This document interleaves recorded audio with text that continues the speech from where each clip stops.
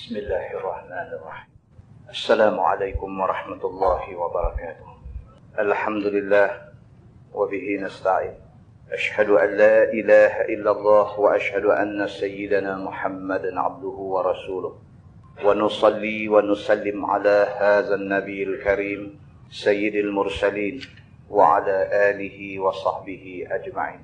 أما بعد، أيها المؤمنون اتقوا الله، أوصيكم وإياي بتقوى الله فقد فاز المتقون. Muslimin dan muslimat, mudah-mudahan dirahmati Allah Subhanahu wa taala. Kita menggunakan Bahrul Mazi jilid 7. Bahrul Mazi jilid 7, muka surat 167. 167 kita masuk tajuk bab ma jaa fi salati 'ala al-janazah wasyafa'ati lil mayyit, iaitu bab yang datang pada menyatakan semayang atas jenazah dan syafaat bagi dia. Syafaat maksudnya minta tolong untuk mayat. Ketahuilah saudaraku, telah lalu membicarakan semayang atas mayat di dalam beberapa masalah serta dengan dalilnya sekali. Kita dah baca banyak dah cerita tentang mayat ni. Dan pada bab ini ada hadis yang menunjukkan atas kelebihan semayang atas mayat dengan jamaah yang banyak. Ini pula kita nak tengok hadis.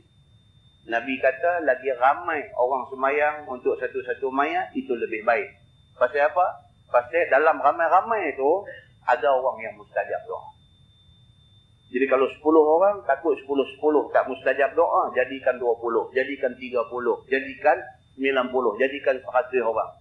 Lagi ramai, lagi banyak kemungkinan ada orang yang mustajab doa dalam bilangan yang ada.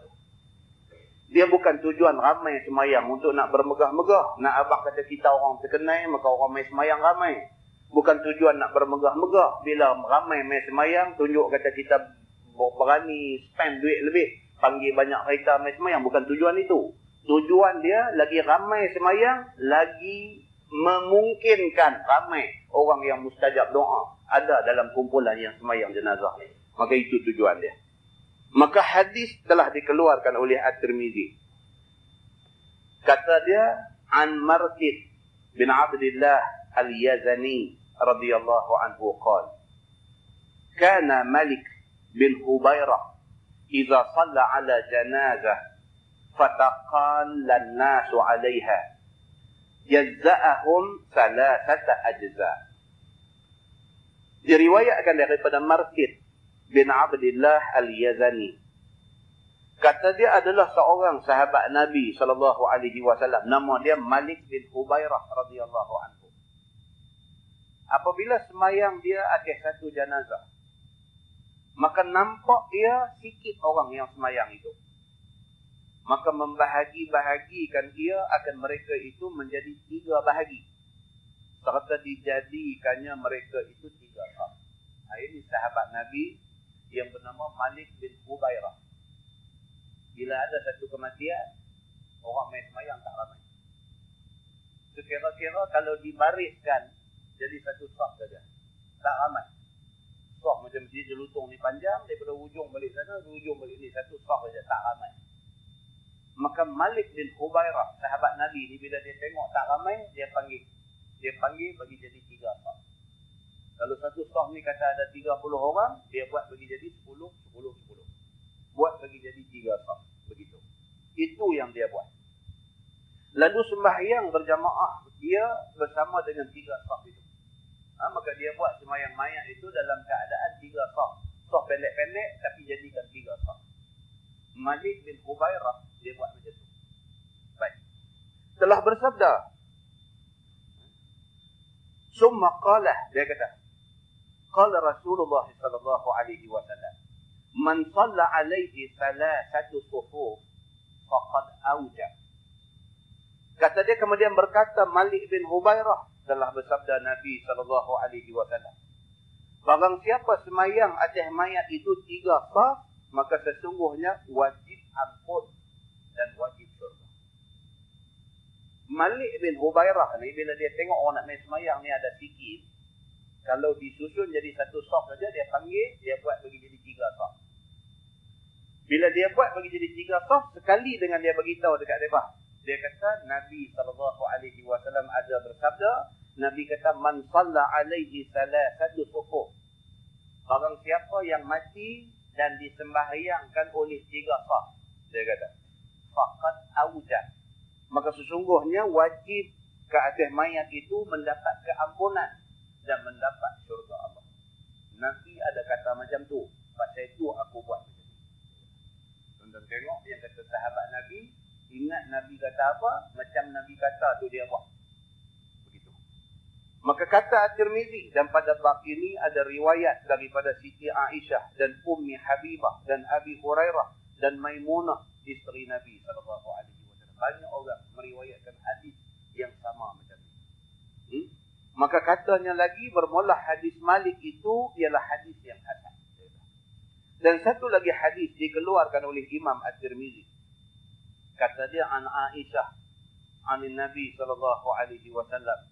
Qal la yamutu ahadun minal muslimin fatusalli alaihi ummah fatusalli alaihi ummatun minal muslimin yablughuna an yakunu mi'ah fayashfa'u lahu illa syuffi'u fihi.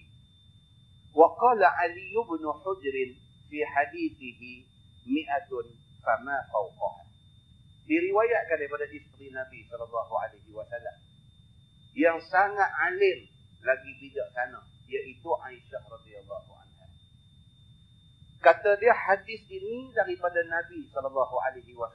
Telah bersabda Nabi, tiada mati seorang daripada orang Islam, maka sembahyang atasnya oleh satu umat, yakni satu jamaah, ataupun satu daripada anak daripada orang Islam, yang sampai mereka itu bilangannya 100 orang. Aisyah kata, Aisyah isteri Nabi. Dia kata kalau satu orang mati, yang sembahyang mayat dia ada 100 orang.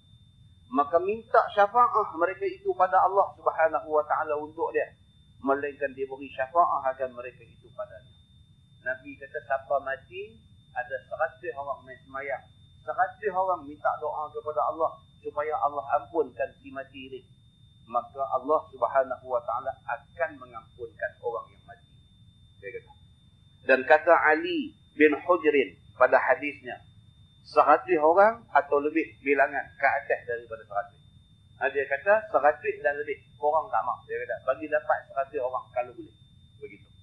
Maka diperkenankan oleh Allah akan pintanya. Kata Ali bin Hujrin, dia kata kalau 100 orang ataupun lebih, kalau minta Tuhan akan bagi.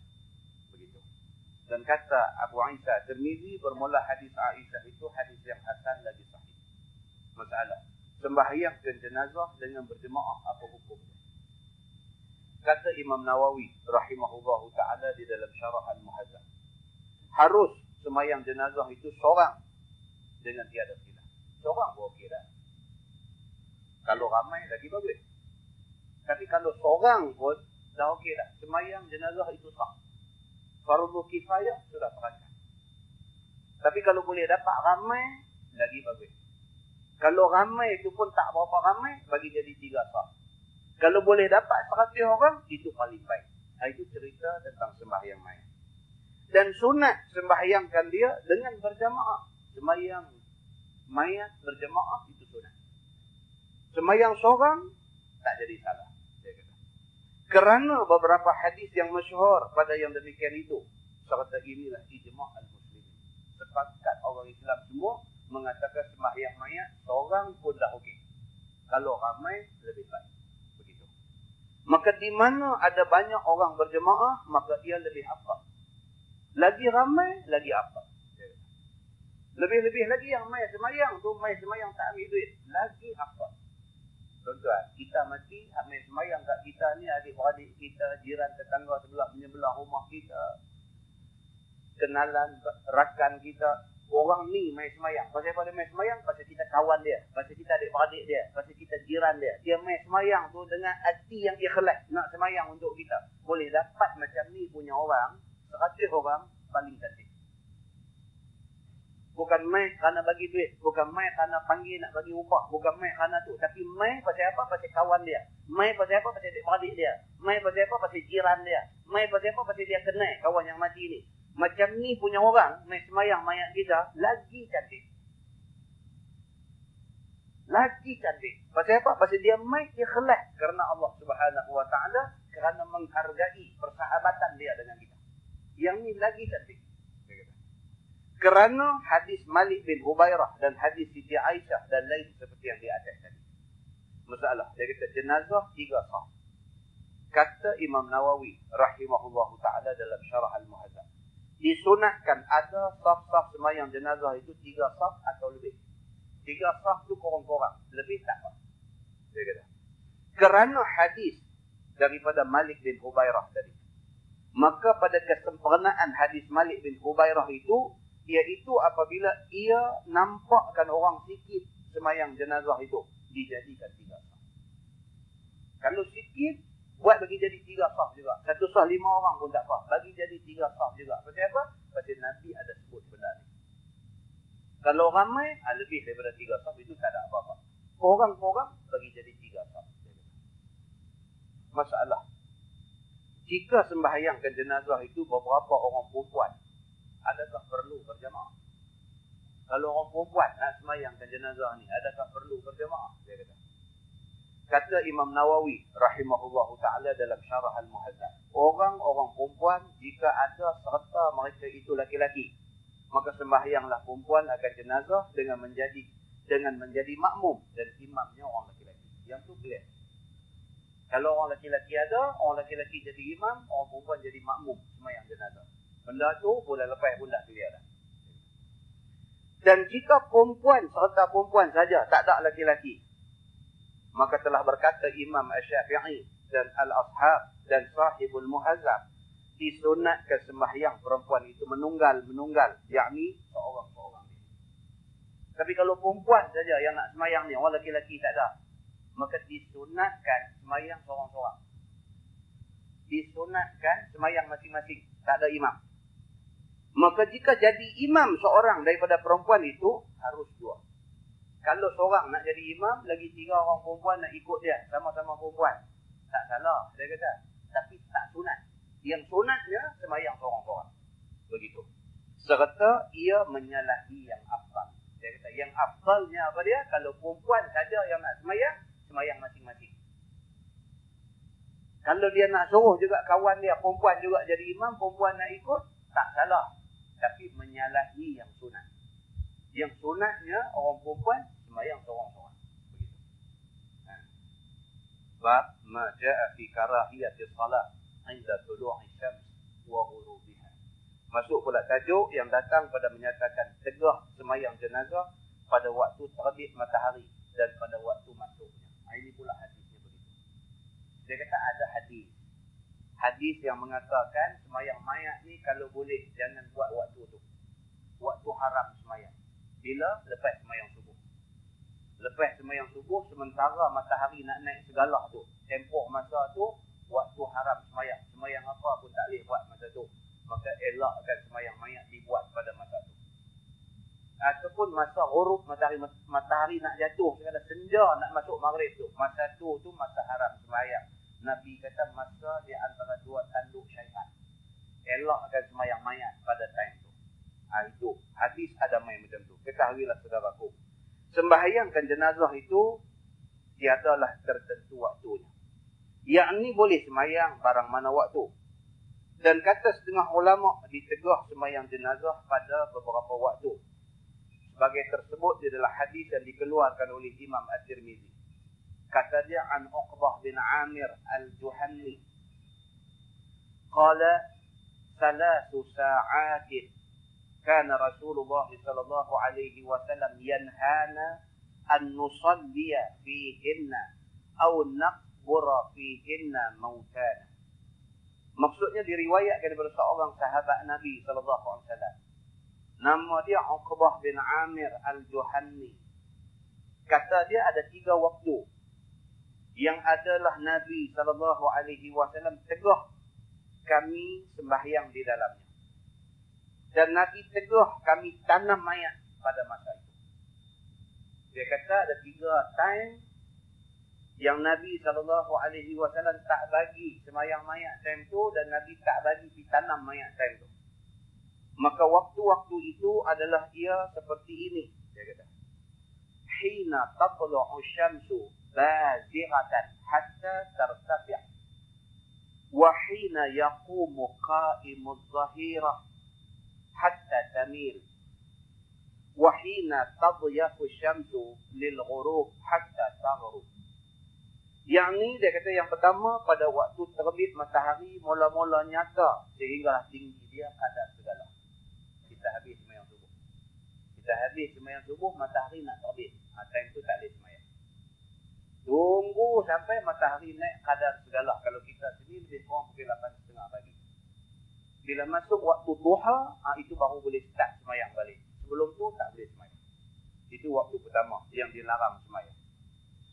Dan pada waktu berdiri matahari tengah hari rembang sehingga gelincang matahari.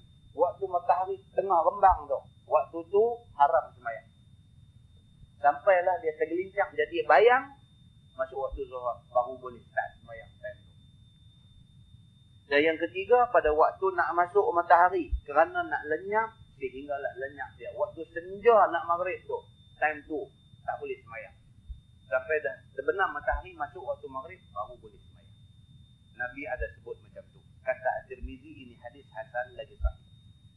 Dan bermula amal atas ini hadis di sisi setengah daripada ahli ilmi, daripada sahabat Nabi SAW dan lain daripada mereka itu. Menegah mereka itu akan sembahyang jenazah pada sekalian waktu itu. Maka ada ulama berpegang pada hadis ni. Maka dia berkata tak boleh, mayat tak boleh disembayangkan pada 3 waktu ni. Dan kata Ibnul Mubarak, makna ini hadis ialah kita semayang akan mayat-mayat itu di dalam waktu-waktu itu. Makruh semayang atas jenazah pada waktu terbit matahari dan pada waktu masuknya. Ada juga pendapat yang kata tak apa. Boleh, dia kata. Dan apabila tengah hari rembang sehingga gelincang matahari, maka ialah qaul Imam Ahmad dan Ishaq. Dan kata Asy-Syafi'i, tidak mengapa semayang jenazah di dalam waktu yang dimakruhkan semayang di dalamnya, kerana ia sembahyang yang mempunyai sebab. Mazhab Syafi'i, mazhab kita, Imam Syafi'i kata untuk semayang mayat dan untuk ke bumi mayat waktu bila pun boleh. Pasal apa? Pasal ini sembahyang bersebab. Sebab apa? Sebab mayat dah ada dah.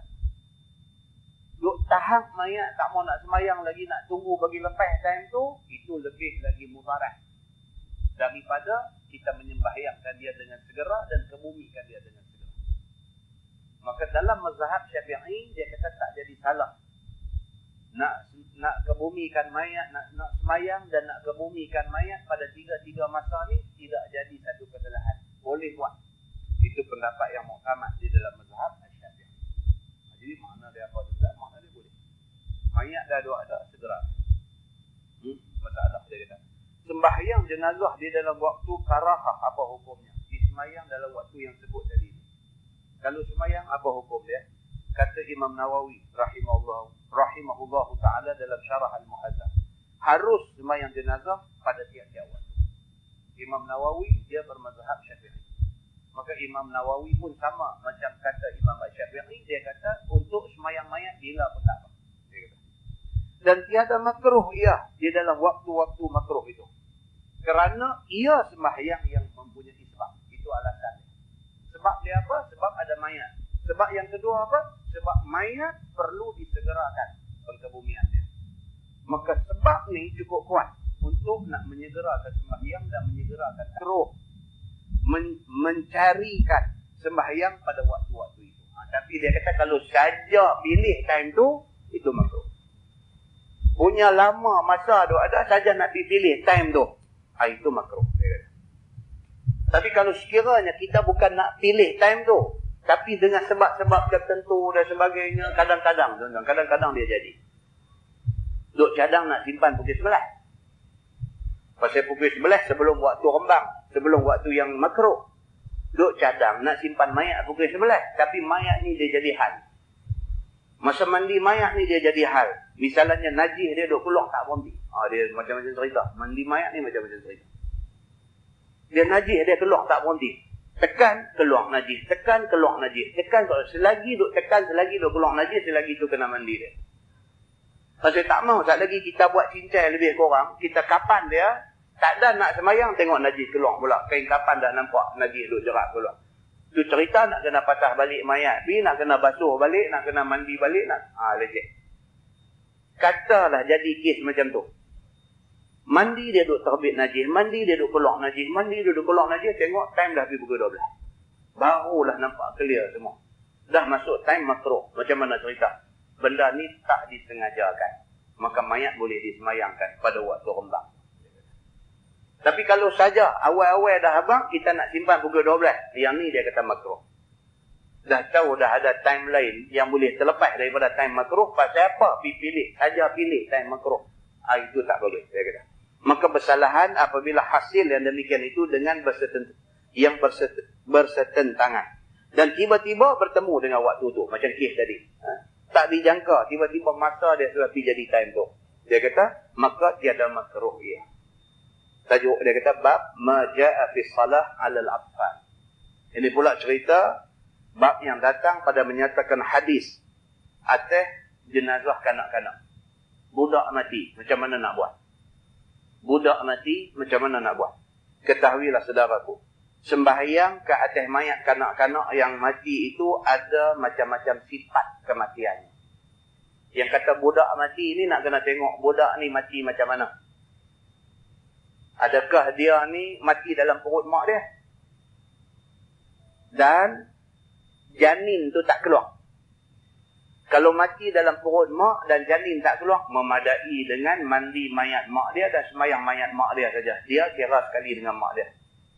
Itu satu kes. Kes yang kedua, mak dia beranak mai kat dia. Mak dia beranak mai kat dia, keluar-keluar dia riau. Ada kot dalam 10 second, lepas tu senang. Doktor cek-cek, doktor kata mati. Macam mana cerita budak ni? Ada mayat keluar-keluar mai, riau dah apa dah, tapi nampak tangan bergerak sikit. Bergerak sikit tu, lepas tu sengap. Doktor cek-cek, doktor kata mati. Macam mana pula mayat macam ni? Suara tak ada, tapi anggota ada nampak bergerak. Macam mana pula mayat ni? Ada pula yang keluar-keluar daripada perut mak, suara pun tak ada, tangan pun tak apa pun tak ada, keluar-keluar mai tu memang duk sengam dah, doktor cek-cek, doktor kata dah mati. Macam mana pula dengan mayat budak? Macam mana pula orang perempuan mengandung kata sampai kandungan dah 8 bulan, dah 8 bulan setengah, 9 bulan. Tiba-tiba keguguran. Tiba-tiba keguguran. Pasal apa? Dia naik kereta dengan laki dia. Kandungan baru 8 bulan. Dia naik kereta dengan laki dia, aksiden. Bila aksiden tu, terkejut kepada hentakan yang berlaku dalam kereta tu, keluar anak tu. Anak tu keguguran, keluar dan anak tu mati. Macam mana pula budak ni? Adakah nak kena mandi? Adakah nak kena kapan? Adakah nak kena semayang? Adakah nak kena dikebumikan? Ada pula yang keguguran sebelum 4 bulan. 3 bulan keguguran, keluar mai rupa pun tak ada lagi misalnya. Macam mana pula nak buat dengan budak jenis macam ni? Islam dia bincangkan semua benda ni. Dia bincangkan semua benda ni. Bukan sahaja bincang dari segi patut semayang ke tak patut semayang ke atas mayat yang macam ni. Tetapi dia bincang adakah perlu mandi, adakah perlu kapan, adakah perlu semayang, adakah perlu dikebumikan di tanah perkuburan, ataupun pakai dikambus mana-mana tempat yang dikira selamat saja. Selamat daripada binatang buas saja. Ini dia ada perbincangan dia. Baik, dia kata setengah sifat. Ketahuilah saudaraku, sembahyang kanak-kanak yang mati itu ada macam-macam sifat kematian dia. Setengah sifat tidak disembahyangkan dan setengah sifat disembahyangkan. Ini nak kena tengok. Semuanya menurut hadis dan menurut sebagaimana faham ulama pada hadis yang menjadi tempat mereka mengambil dalil. Tuan-tuan, lagi sekali kita peringatkan. Benda ni benda agama. Benda agama tak boleh ikut orang dulu buat macam mana. Benda agama kena tengok hadis kata macam mana. Pasal ini benda agama. Orang yang paling tua dalam agama ialah Nabi Muhammad SAW. Kalau kita kata orang tua-tua dulu buat, orang tua-tua tu siapa? Nabi Muhammad paling tua dalam agama yang kita duk ikut lah ni. Maka ikut Nabi Muhammad itu ikut orang tua-tua. Kerana dia yang paling tua di dalam syariat yang kita duk belajar lah. Begitu. Baik, maka ini hadis menunjukkan atas budak itu disuruh semayang apabila mati ia. Ini dia kata dia nak main satu hadis, Nabi bagi tahu budak kalau mati kena disembahyangkan dia. Wajib disembahyangkan pada dia. Iaitu hadis yang dikeluarkan oleh Imam At-Tirmizi. Kata dia Anil Mughirah bin Syu'bah anna Nabiya sallallahu alaihi wasallam qala ar-rakibu khalfal janazah wal mashi haitsu syaa'a minha wat tiflu yusalla alaihi. Diriwayatkan daripada seorang sahabat Nabi sallallahu alaihi wasallam yang bernama Al-Mughirah bin Syu'bah radhiyallahu anhu. Kata dia bahawasanya Nabi sallallahu alaihi wasallam bersabda, bermula orang yang menunggang di belakang jenazah dan yang berjalan kaki ialah sekira-kira kehendaknya. Dan kanak-kanak yang mati itu disembahyangkan atasnya. Nabi kata begitu. Nabi kata budak-budak mati kena semayang untuk mayat dia. Begitu. Kata At-Tirmizi ini hadis hasan lagi sahih. Dan bermula amal atas hadis ini di sisi setengah daripada ahli ilmi daripada sahabat-sahabat Nabi SAW dan lain daripada mereka itu. Kata mereka itu disembahyangkan atas kanak-kanak jika menjerit ia pada waktu, jika menjerit tu potong perkataan tiada. Dia tersilap. Jika menjerit ia pada waktu beranak kemudian daripada diketahui akan dia bahawa ia dijadikan. Dia kata. Dan ialah perkataan Imam Ahmad dan Ishaq. Ini dia nak cerita detail. Bab ma ja'a fi tarki salah 'alal janin hatta yastahilla. Itu bab yang datang pada menyatakan meninggalkan semayang atas anak kecil sehingga keriau ia pada masa keluar dia daripada perut mak dia. Hadis ni pula dia nak beritahu ada budak yang dilahirkan tak payah semayang untuk dia. Kecuali apabila dia dilahirkan ada bunyi suara keriau. Lepas itu dia mati. Maka dia mesti disembahyangkan. Ketahuilah saudaraku, ini hadis yang menunjukkan atas anak kecil yang tiada hidup semasa keluar dia daripada perut mak dia itu. Maka tiada disalatkan dia. Dan tiada mengambil pesaka ia. Dan tiada dipesakai ia. Budak kecil, beranak-beranak mai dah mati dah. Bila dia beranak-beranak mai dah mati dah, ada pendapat mengatakan anak yang macam ni tidak disalatkan. Dan dia tak boleh nak ambil pesaka daripada harta orang tua dia.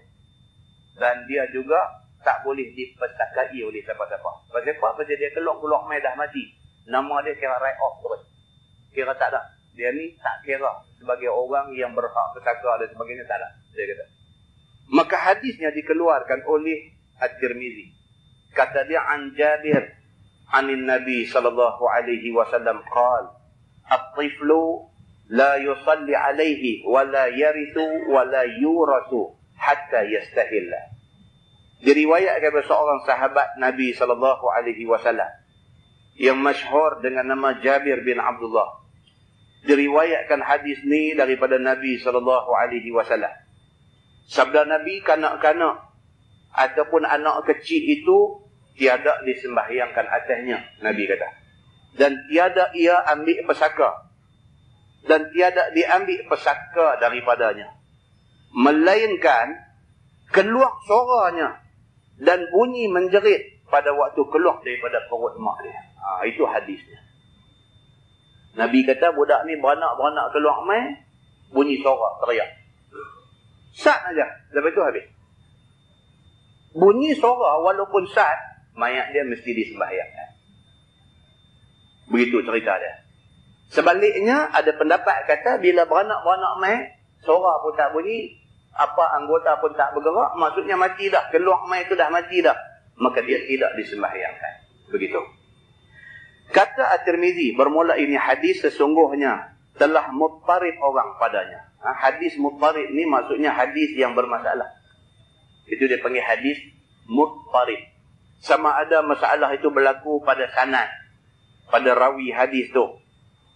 Antara satu sanad dengan satu sanad nampak macam bercanggah. Ataupun muttarib ini, percanggahan ini berlaku pada lafaz. Ada lafaz kata macam ni, ada kata macam ni, nampak bercanggah. Maka hadis tu dipanggil hadis muttarib. Dan hadis yang muttarib ini hadis yang mengelirukan. Dia kira begitu. Ini bagi orang yang belajar mustalah hadis, dia tahulah yang kata hadis muttarib. Kalau kita belajar dalam mustalah hadis, dia bawa contoh. Dia kata hadis muttarib ini contohnya hadis tentang apa? Kita semayang, kita rokok, kita bangkit daripada rokok, sami'allahu liman hamidah. Kemudian nak sujud. Nak sujud tu, nak turun lutut dulu kan, nak turun tangan dulu baru lutut kah?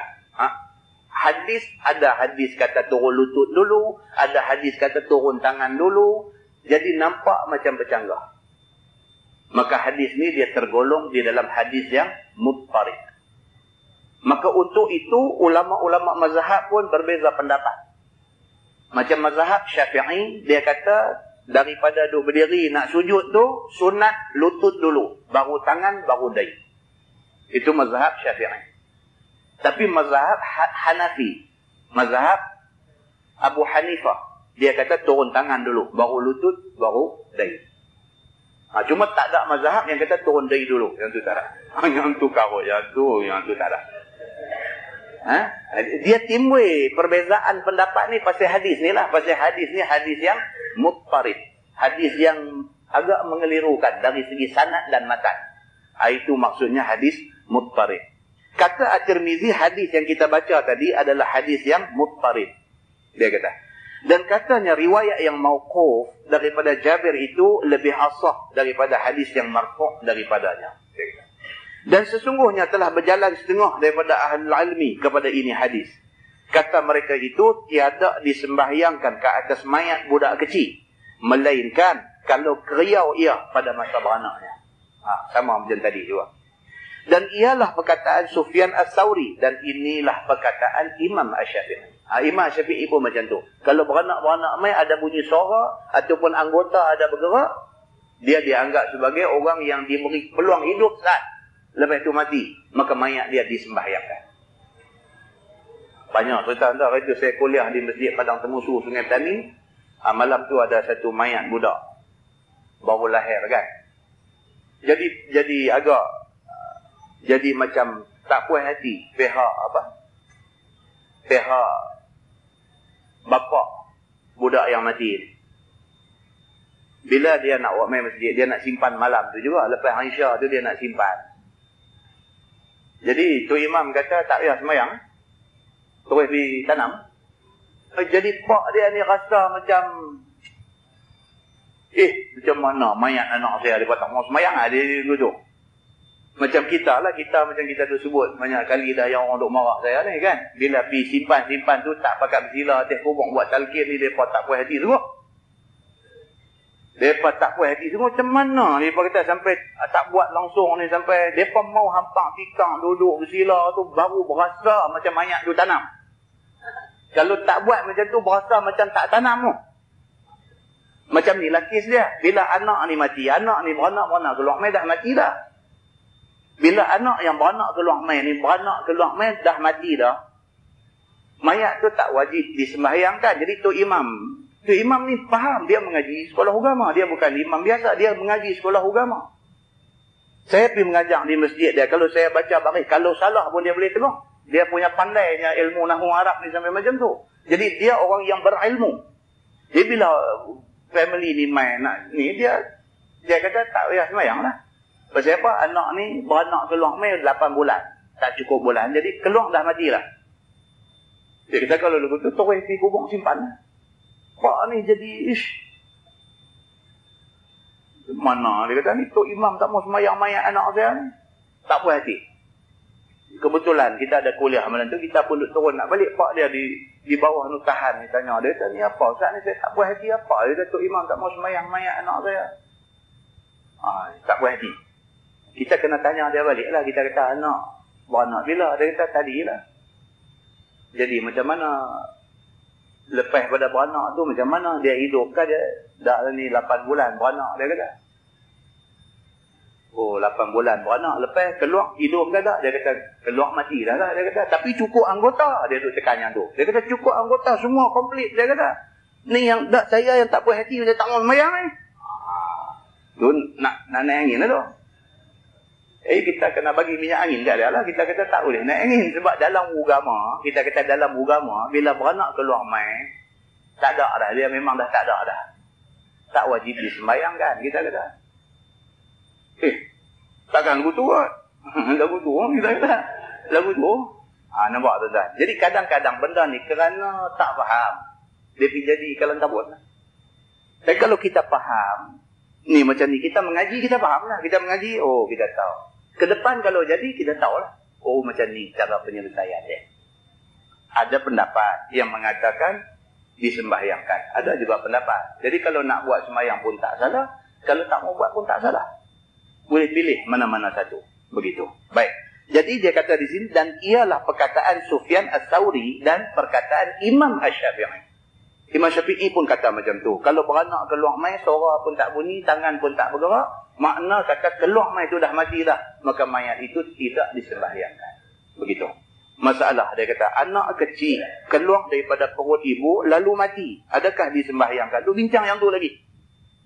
Sebab dia tahu ada orang nanti tak puas hati. Kata Imam Nawawi dalam Syarah Al-Muhazzab, bagi anak yang keluar daripada ibunya ada beberapa kelakuan. Ini Imam Nawawi dia memperincikan benda ni. Dia bagi detail, dia kata. Yang pertama, keluar budak ni dengan keriau dan bersuara kuat, menangis pada masa keluarnya. Kemudian dia mati. Maka wajib mandi, wajib semayang dan tiada khilaf di sisi kita kerana hadis di atas tadi. Anak tu beranak keluar mai, bunyi teriak. Ataupun tak teriak pun tangan aja menguat. Dia kata. Bunyi macam tu. Bila bunyi keriau ni dia kata, maka tak ada khilaf dah. Dia mati selepas daripada bunyi keriau. Maka mayat dia disembahyangkan. Itu satu. Yang kedua, keluar anak ni daripada perut mak dia. Bergerak akan sebagai gerak yang menunjukkan hidup. Dan tiada ia keriau menangis ataupun mengelupur. Ni pula keluar mai suara tak bunyi. Tapi misi kah, doktor kah, bidan kah, nampak dia bergerak. Nampak dia bergerak, tangan dia angkat ke kaki dia tarik sikit ke apa, nampak anggota dia bergerak. Tapi tak bunyi teriak dan tak ada lah bergerak macam kelupur kuat, tak ada. Cuma nampak pergerakan anggota. Macam ni. Lepas tu mati. Maka padanya ada dua jalan. Bermula yang mazhabnya dimandikan dan disembahyangkan atas qaul yang satu. Yang ni pun serupa macam bunyi suara tadi. Kalau bergerak, maka mayat dia dimandikan, dikapankan dan disembahyangkan. Sama. Tengok yang ketiga. Keluar daripada perut ibunya, tak bergerak dan tak mengelupung. Dan tiada lain daripada keduanya, daripada sekalian tanda hidup. Keluar-keluar mai itu memang tak ada apa dah. Suara tak bunyi, tangan tak bergerak, apa pun tak ada. Maka baginya dua kelakuan. Kata pertamanya, tiada sampai 4 bulan. Tengok dulu. Kalau hak keluar mai itu, umur tak sampai 4 bulan dalam kandungan. Maka tiada disembahyangkan atasnya dengan tiada khilaf. Ini gugur lah. Gugur. 3 bulan, misalnya 3 bulan setengah, tak sampai 4 bulan. Keluar. Dia keluar mai ketui tu nampak. Nak lagu, dia tak jelas. Tangan kaki tak nampak jelas, tapi nampak bentuk macam anak kucing, macam apa lagu tu sikit. Hak kes yang macam ni dia kata, maka tiada disembahyangkan. Basuh-basuh bagi bersih apa lebih kurang, bungkus elok-elok kita nak habis. Macam tu. Dan pada mandinya dua jalan. Yang mazhabnya tiada dimandikan. Tak payah mandi macam mandi mayat. Basuh saja. Basuh bagi bersih benda yang keluar tu. Basuh bagi bersih, bungkus kita nak habis. Dia kata, itu. Dan keduanya, kalau sekiranya yang keluar daripada perut ibu tu 4 bulan, maka padanya 3 qaul. Yang sahihnya, lagi yang mansusnya di dalam kitab Al-Um, dan kebanyakan kitab dalam mazhab Asy-Syafi'i, wajib mandi. Dan tiada wajib sembahyang. Kalau kandungan yang keluar tu lebih daripada 4 bulan. Maksudnya apa tuan-tuan? 4 bulan roh dah ditiupkan. Lebih pada 4 bulan, 5 bulan, 6 bulan kandungan tu keluar. Maka kandungan yang keluar ni wajib dimandikan macam mandi mayat. Cuma tak wajib disembahyangkan. Mandi, kita nak. Baik. Itu semua. Wajib mandi dan tiada wajib sembahyang atasnya. Dan tiada harus pula kerana bab mandi itu lebih luas. Dan kerana dimandikan demi dan tiada disembahyangkan atasnya itu. Maksudnya mandi sahaja dan tiada wajib disembahyangkan. Begitu. Baik, masalah. Dia kata anak keguguran tak cukup bulan. Adakah ditanamkan dia? Beranak keluar mai tak cukup bulan. Adakah mayat ni nak kena ditanam di kubur? Begitu. Kata Imam Nawawi rahimahullahu ta'ala dalam syarah Al-Muhazzab. Telah berkata Imam Al-Haramain dan Imam Al-Ghazali. Apabila menggugur perempuan gunting itu akan daging segumpal. Gugur. Baru 2 bulan kandungan, baru 3 bulan kandungan, dia gugur keluar. Baru sebulan, gugur keluar. Nescaya tiada sabit pada perempuan itu hukum beranak dan kewajipan perempuan. Maka tiada mandi dan tiada kapan dan tiada sembahyang dan tiada wajib tanam. Maksudnya tak wajib tanam di tanah perkuburan. Tanam belakang rumah pun tak apa. Itu maksudnya. Ni yang gugur ni. Baru 2 bulan kandungan, jatuh mutu di jalannya. Bila jatuh mutu, pendarahan. Bila pendarahan, waktu hospital, keguguran. Keluar mai lagu nak darah beku, lagu nak daging seketui apa, lagu tu punya keluar.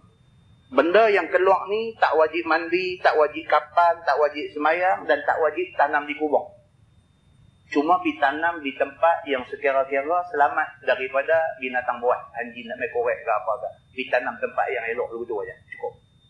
Lagu tu, dia kata. Dan yang lebih utamanya dikambuhkan dia itu.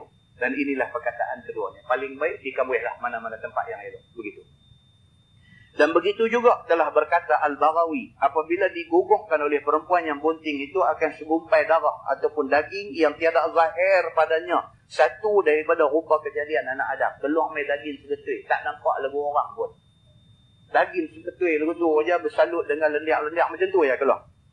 Maka tiada baginya mandi dan tiada baginya kapan. Dan dikambuh sebagaimana kambuh darah laki-laki apabila bercanduk sahaja. Dia kata keluar mai pun macam darah segumpai lagu tu aja. Maka ambil dia pergi kambuh lagu tu saja. Macam mana kita pergi kambuh darah orang laki-laki tu bekam darah kotor apa semua pergi buang kambuh lagu tu. Macam tu saja pergi buat. Begitu uraian dia. Kemudian bawah tu dia ulang benda yang sama. Ulang benda yang sama. Bawah tu pun last kali pun sama juga. Anak keguguran daripada perut ibu, adakah disembahyang? Ulang lagi sekali benda yang sama. Tuan-tuan tengok bawah. Bab ni pendek kita baca. Bab ma ja'a fi salah 'ala al-mayyit fil masjid. Ni cerita mayat sembahyang di masjid. Adakah mayat sembahyang di masjid ni sunnah Nabi ataupun tak? Ada berita yang tu. Telah datang ia pada menyatakan sembahyang atas mayat di masjid. Ketahuilah kiranya, saudaraku, sembahyangkan jenazah dalam masjid itu telah bersalah-salahan ulama padanya. Bab mayat wak mai sembahyang di masjid pun ada beza pendapat di kalangan ulama. Kata setengahnya harus dan sunat pula, dan kata setengahnya makruh. Ada 2 pendapat. Satu pendapat dia kata mayat wak mai sembahyang di masjid sunat pula lagi. Dia kata bagus mai sembahyang di masjid. Ada pendapat dia kata makruh. Baik semayang di rumah, terus dikubur sana. Begitu.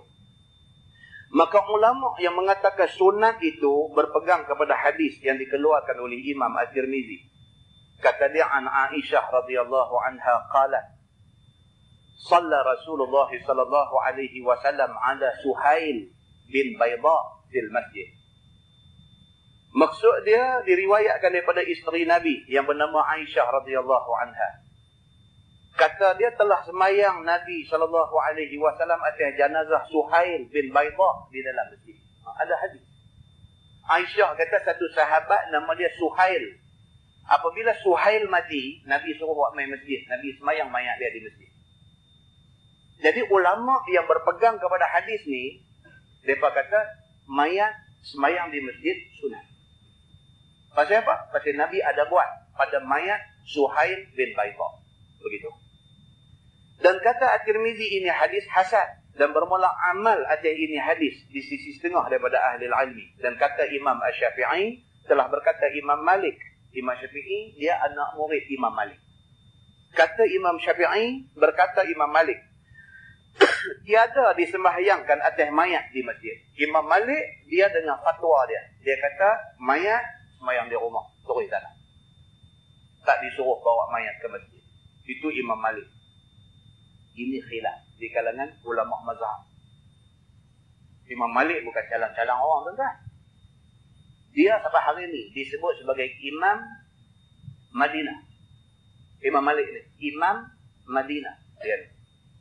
Kita dah cerita dah warak Imam Malik ni. Warak Imam Malik ni, dia mengajar di Masjid Nabawi. Dia tak duduk atas bangku.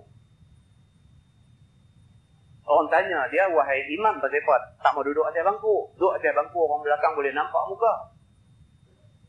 Imam Malik jawab apa? Dia kata, mana mungkin aku nak duduk atas bangku, kaki aku duduk berjuntai turun. Sedangkan di sana ada makam kekasih aku. Imam Malik. Anak murid nak tengok muka dia, nak tengok dia buat cengih kenin naik apa semua macam mana, nak tengok. Minta suruh dia duduk atas platform tinggi sikit. Apa jawab Imam Malik? Dia kata, mana mungkin saya nak duduk atas bangku, kaki duduk juntai turun ni, sedangkan makam kekasih aku di sana. Dia tengok, Masjid Nabawi, makam tepi tu aja. Dia rasa, dia duduk juntai kaki ni macam tak hormat Nabi. Dia rasa warak, tuan-tuan. Dan Imam Malik, Imam Madinah ni, Imam Malik ni, dia seumur-umur hidup dia tak pernah naik kenderaan di atas bumi Madinah.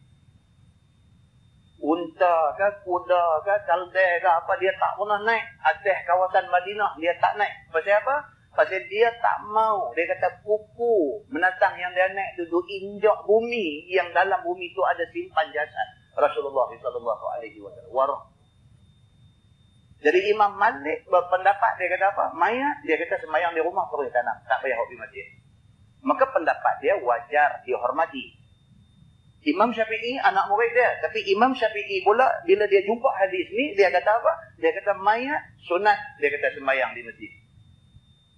Kita tak boleh kata Imam Syafi'i betul, Imam Malik tak betul. Kita tak boleh kata Imam Malik betul, Imam Syafi'i tak betul. Dua-dua pun orang hebat. Dua-dua pendapat mereka mesti dihormati. Siapa rasa sesuai dengan apa yang Imam Malik kata dia boleh pegang, siapa kata dia sesuai dengan apa yang Imam Syafi'i kata dia boleh pegang. Dan benda ni tak ada bawa dosa apa-apa.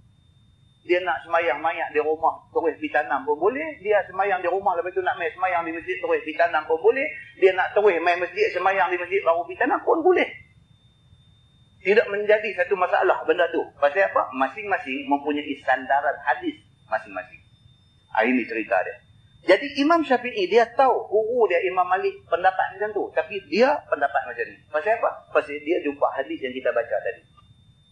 Hadis yang menceritakan Nabi sembahyangkan mayat seorang sahabat yang bernama Suhail bin Baydah. Nabi sembahyangkan di masjid. Maka dia kata sembahyang mayat di masjid itu sunat. Dia kata. Begitu. Dan telah berkata Imam Syafi'i disembahyangkan atas mayat di dalam masjid. Imam Syafi'i kata begitu. Sembahyang di masjid bagus. Dan mengambil hujah ia dengan hadis tadi. Dia kata. Masalah. Sembahyangkan mayat di dalam masjid, apa hukum dia?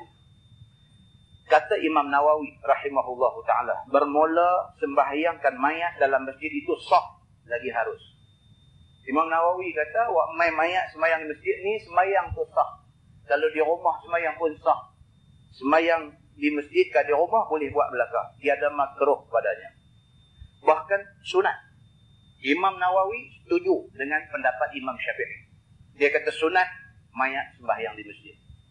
Telah menerangkan sunatnya di dalam masjid itu oleh Syekh Abu Hamid Al-Asfiraini, Syekh Al-Azhar, dan Al-Bandaniji, dan Sahibul Hawi, dan Al-Jurjani, dan lainnya. Ini semua nama-nama ulama. So, kalau nak ambil salah satu daripada nama ni, buah nama anak pun, tak ada salah apa. So, ini nama ulama yang terkenal dulu. Al-Jurjani, Al-Bandaniji, ini nama-nama dia. Dan inilah mazhab kita. Dan telah menghikayatkan akan dia oleh Ibnul Munzir daripada Abi Bakar As-Siddiq dan Umar Al-Khattab, dan ialah mazhab Aisyah dan sekalian isteri Nabi SAW dan lain daripada mereka itu daripada sahabat Nabi radhiyallahu anhum, dan Ahmad dan Ishaq dan Ibnu Munzir dan lain daripada mereka itu daripada fuqaha. Ramai orang yang berpendapat mayat semayang di masjid sunat.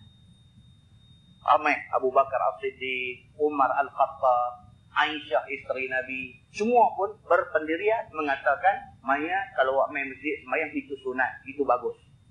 Pasal apa? Lagi ramai orang boleh semayang untuk dia. Di rumah kita macam duk kata lah, nak boleh isi berapa orang kalau nak semayang. Kalau awak main masjid boleh ramai orang lagi semayang. Dia balik kepada hadis tadi ni, dia kata apa? Lagi ramai, lagi bagus. Maka wakmai di masjid ini dipersetujui oleh ramai sahabat Nabi, isteri-isteri Nabi dan juga fuqaha, dia kata ahli-ahli fiqh. Dan setengah ashab Malik. Dan sebahagian daripada orang yang mengikut mazhab Maliki, mazhab Imam Malik pun setuju mayat dibawa ke masjid untuk disembahyangkan, dia kata. Dan kata Imam Malik dan Imam Abu Hanifah makruh sembahyang atas jenazah di masjid. Imam Malik dan Imam Abu Hanifah mazhab Hanafi pun dia kata makruh sembahyang di masjid. Rumah terus kubur. Alasan dia apa? Segerakan mayat dikebumikan. Itu alasan yang kuat juga. Jadi ini perbezaan pendapat di kalangan ulama, yang perbezaan ini tidak menunjukkan satu betul satu salah. Sebaliknya dua-dua betul. Begitu. Baik, dan bermula dalil sekalian mazhab ini telah disebutkan oleh Imam An-Nawawi di dalam kitab Majmu'. Nak tengok apa hujah Imam Hanafi, nak tengok apa hujah Imam Malik, nak tengok apa hujah Imam Syafi'i, ada di dalam kitab Majmu'. Kitab Majmu' ditulis oleh Imam An-Nawawi. So dia punya jilid panjang tu, baca-baca, pakai buat bantai tidur begitu aja. Tu dia jilid yang kata kitab Majmu' ni. Bahrul Mazi kita pun susun-susun banyak tu. Majmu' lebih sikit pada tu. Dia punya set kitab Majmu'. Kitab fiqh mazhab Asy-Syafi'i. Dia tu kan. Betul-betul kita kata kita berpegang dengan mazhab Syafi'i. Yang tu kena baca. Kita baca tu, baru betul. Yang kita buat ni betul-betul ikut tak apa yang mazhab Syafi'i kata. Sebab dalam tu dia akan bagi tahu betul ke tak betul apa yang kita buat. Kitab Majmu'. Itu sebab tuan-tuan bila kita baca kitab yang kita duk baca ni, dia duk refer balik kepada Majmu'. Dan berkata Imam Nawawi rahimahullahu ta'ala di dalam Majmu'. Dan berkata Imam Nawawi rahimahullahu ta'ala di dalam, dia bawa kitab apa yang kita selalu jumpa ni. Gitu. Baik, lepas ni kita masuk insya-Allah bab ma jaa aina yaqumul imam min ar-rajul wal mar'ah. Lepas ni kita akan tengok pula satu bab, bila semayang mayat, imam nak berdiri tang mana. Bila kita semayang mayat, mayat laki-laki, baik mayat perempuan, imam nak berdiri kat mana? Imam nak berdiri betul dengan kepala ke? Nak berdiri betul dengan bau ke? Nak berdiri betul dengan pinggang ke? Ada dijelaskan di dalam hadis. Kemudian kepala ni, kepala mayat laki-laki nak pergi ke mana? Kepala mayat perempuan nak pergi ke mana? Ada ke tak ada hadis yang menerangkan tentang benda ni? Hadis saya sebut tu. Ada ke tak ada hadis yang menyebutkan kepala laki-laki duduk belah mana? Kepala perempuan nak duduk belah mana? Kita akan tengok benda-benda ni insya-Allah. Lepas tu kita akan sambung bab ma jaa fi tarki salah ala syahid. Cerita orang mati syahid. Orang mati syahid ni adakah mayat dia nak disembahyangkan ataupun tidak? Dia akan cerita tentang pengurusan mayat yang syahid. Kemudian dia akan main tajuk bab ma jaa fi salah ala al-qabri. Sembahyang mayat atas kubur. Boleh tak boleh? Kalau boleh, macam mana cara dia? Kita akan tengok satu persatu insya-Allah. Satu-satu kita tengok, satu-satu benda yang kita tahu. Dan kita akan yakin dengan apa yang kita tahu. Tidak sebelum ni kita dengar. Bila kita belajar, kita baca, kita tengok hadis Nabi sendiri. Oh, baru kita tahu. Rupa-rupanya Nabi kata macam ni. Dan Nabi lah orang paling tua dalam syariat agama yang kita duk ikut lah ni. Wallahualam. Bolehkah air Zam-Zam diminum oleh bangsa asing, Cina, Hindu dan sebagainya? Tidak ada nas yang melarang orang lain daripada orang Islam minum air Zam-Zam. Tak ada nas yang melarang.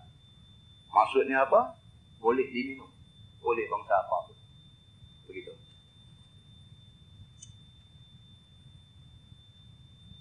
Bolehkah kita membuat bahan bacaan mengenai artikel Astur-Rajabat, sedangkan ulama tidak setuju dengan beliau punya tulisan?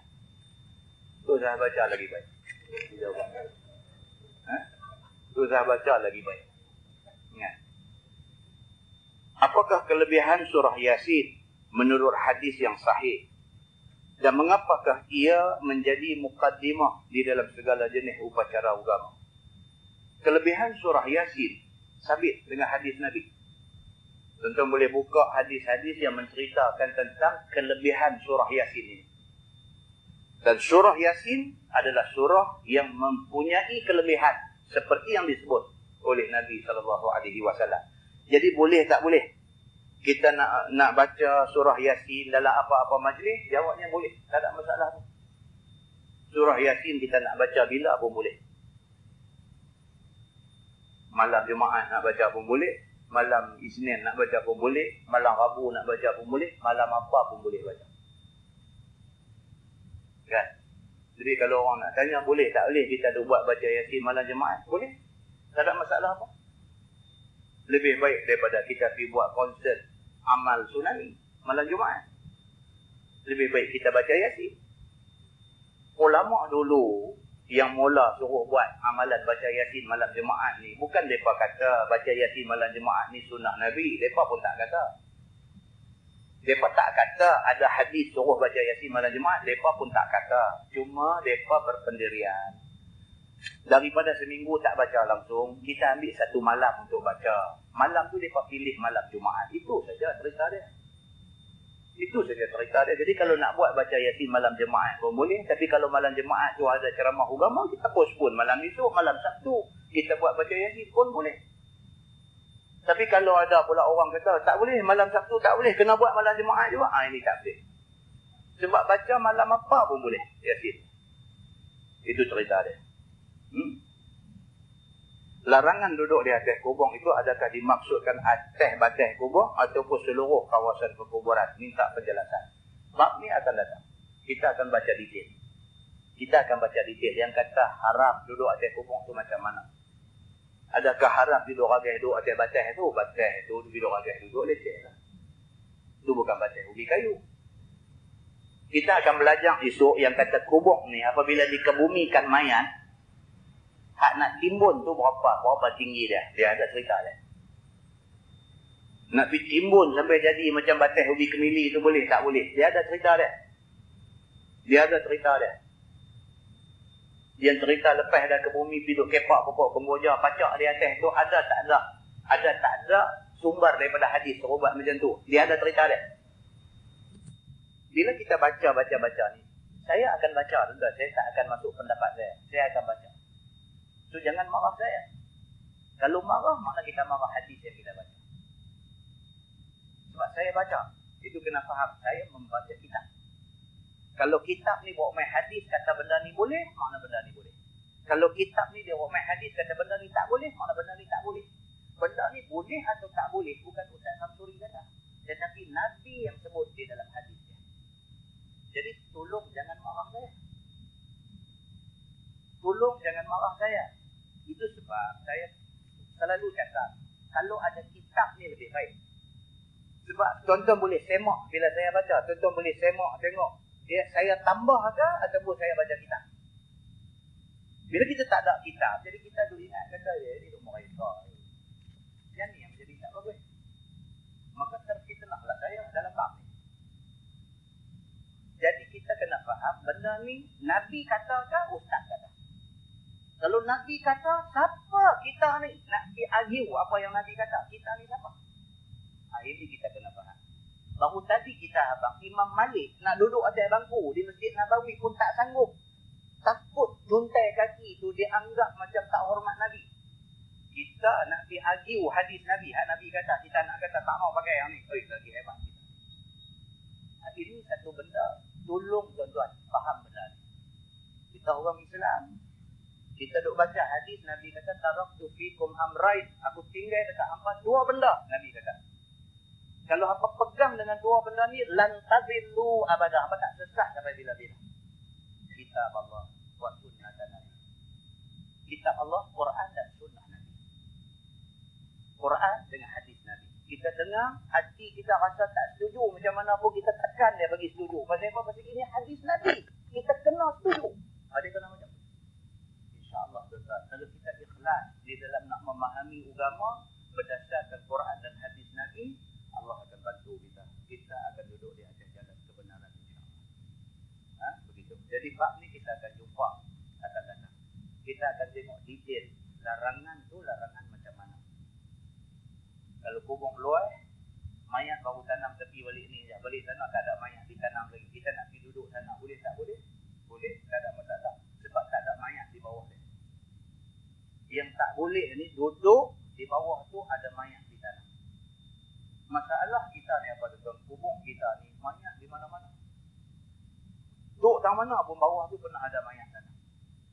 Jadi kita takut bila kita duduk tu, kita duduk atas kubur orang yang ada di bawah. Benda tu dilarang oleh agama. Tapi kalau kubur baru, tanah tu baru ambil untuk buat kubur. Kubur baru ada 3-4 aja, tanah kosong. Tang kosong, tang tak ada mayat tu nak pergi duduk-duduk lah. Nak pergi tidur satu bawa tikar pantai, okey lah. Ini penjelasan dia. Jadi kalau dah Nabi kata jangan buat. Ya, kita jumpa hadis esok ni macam mana Nabi kata la ayya jalisa ahadukum ala jamrah. Seseorang duduk atas bara api sehingga terbakar baju ni tembus sampai kena kulit. Bara api, dia pergi duduk atas bara api tu. Terbakar ni sampai baju sampai kulit melepuh habis. Dia lebih sanggup duduk atas bara api tu. Min ayya jalisa ala al-qabri. Daripada dia disuruh duduk di atas kubur. Nabi kata. Tuan-tuan, kalau macam tu punya hadis Nabi kata, hadis tu riwayat Imam Muslim, hadis sahih. Kalau sampai macam tu Nabi kata, kita duk nak pergi buat juga tuan-tuan, berani sungguh kita. Berani sungguh kita. Jadi tuan-tuan, apa salahnya kita dengar nasihat Nabi sallallahu alaihi wasallam.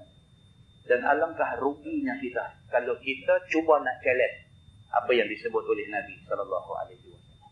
Mudah-mudahan Allah lindungi kita daripada tersilap di dalam